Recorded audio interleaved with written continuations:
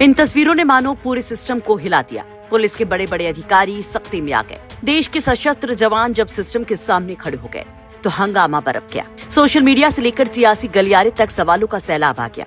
विरोधी सरकारों पर हमला करने लगे तो पत्रकार हालात पर चिंता जताने लगे। इन तस्वीरों को, जिनमें आईटीबीपी के जवान वर्दी में हथियार में बड़ी संख्या में पुलिस कमिश्नरेट पर खड़े हैं, राष्ट्रीय सुरक्षा के लिए खतरा तक कहा जाने लगा।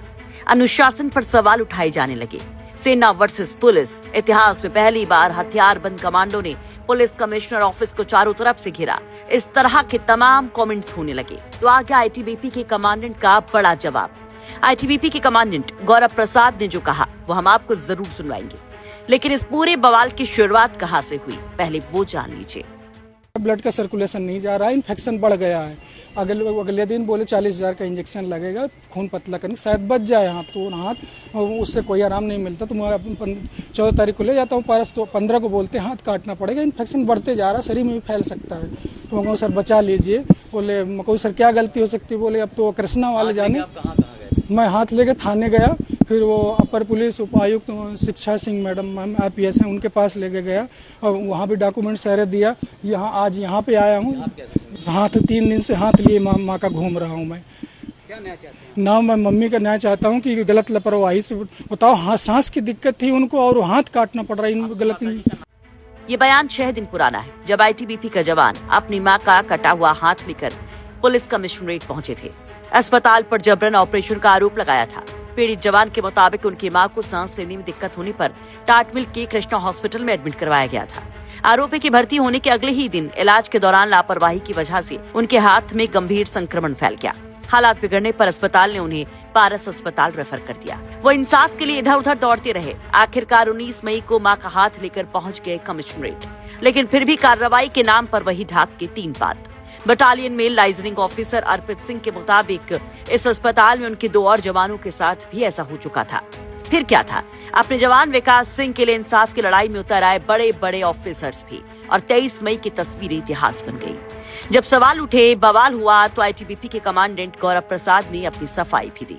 जो हमारे अभी आप सबको पता होगा, जो जवान की माता का हाथ कट गया है, उसी रिलेशन में मैंने कल जो है सर से अपॉइंटमेंट लिया था। मैं कमिश्नर सर से मिलने के लिए आया था और आज मैं और मेरे अधिकारी और जवान आए थे यहाँ पे। मैं अंदर सर के पास बैठा हुआ था, बाहर जवान खड़े थे, तो शायद मीडिया ने थोड़ा इसको गलत लेवल पे गलत रूप से ले लिया है। हमने कोई ऐसा घेरने वेरने या कुछ ऐसी कोई कार्रवाई नहीं हुई है। कमिश्नर सर की तरफ से पूरा सपोर्ट है हमें, और जो भी जांच रिपोर्ट इस मामले में आएगी तो न्याय होगा। सर के ऊपर हमें पूरा भरोसा है। बस इतना ही कहना चाहता हूँ। धन्यवाद। वहीं इस मामले में समाजवादी पार्टी के चीफ अखिलेश यादव भी सरकार को घेरते हैं। इसे डबल इंजन के टकराव की कहानी बताते हैं। यूपी की भाजपा सरकार और उसके पुलिस की नाइंसाफी और ज्यादती देखकर आईटीबीपी को भी इन पर भरोसा नहीं है। दिल्ली का भरोसा लखनऊ से उठ गया है, तभी आईटीबीपी ने ये घेराबंदी की होगी। ये कैसा डबल इंजन है जो एक दूसरे के खिलाफ बंदूक ताने खड़ा है?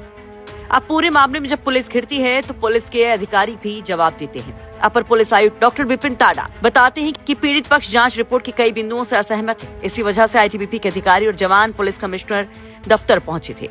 उन्होंने कहा कि सीएमओ को दोबारा जांच के निर्देश दिए गए हैं और अगर किसी की लापरवाही सामने आती है तो उसके खिलाफ सख्त कार्रवाई की जाएगी।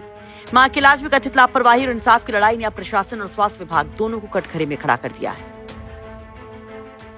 आईटीबीपी के जवान एक एप्लीकेशन लेकर आए थे जिसमें कि उनका आरोप था कि अस्पताल द्वारा लापरवाही पूर्वक इलाज करने के कारण उनकी माताजी का हाथ काटना पड़ा। इस पर माननीय उच्चतम न्यायालय के आदेशानुसार प्रकरण, क्योंकि मेडिकल नेग्लिजेंस से संबंधित था, तो उसे सीएमओ साहब को प्रेषित किया गया, जिस पर कि उनके द्वारा नियमानुसार डॉक्टरों के कमेटी गठित करवा के सभी एस्पेक्ट की जाँच करवाई गई। जो रिपोर्ट आई उसको लेकर प्रार्थी आज पुनः अपने अधिकारीगणों के साथ प्रस्तुत हुआ और उसने कुछ बिंदुओं पर आपत्ति जताई, जिस पर कि सीएमओ साहब से वार्ता की गई और दोनों पक्षों की रजामंदी से जो आपत्ति के बिंदु थे उस पर पुनः जांच के लिए राजी हुए हैं। दोनों पक्षों की बात हुई है और इसमें जो भी जांच के बाद तथ्य सामने आएंगे उसी आधार पर इसमें अग्रिम विधिक कार्रवाई की जाएगी। फिलहाल ये तस्वीरें बहुत कुछ कहती हैं। इंसाफ की लड़ाई है ये या फिर कुछ और? आपकी नजर में क्या? अपनी राय कमेंट बॉक्स में जरूर रखिए। कानपुर से सिमर चावला की रिपोर्ट, यूपी तक।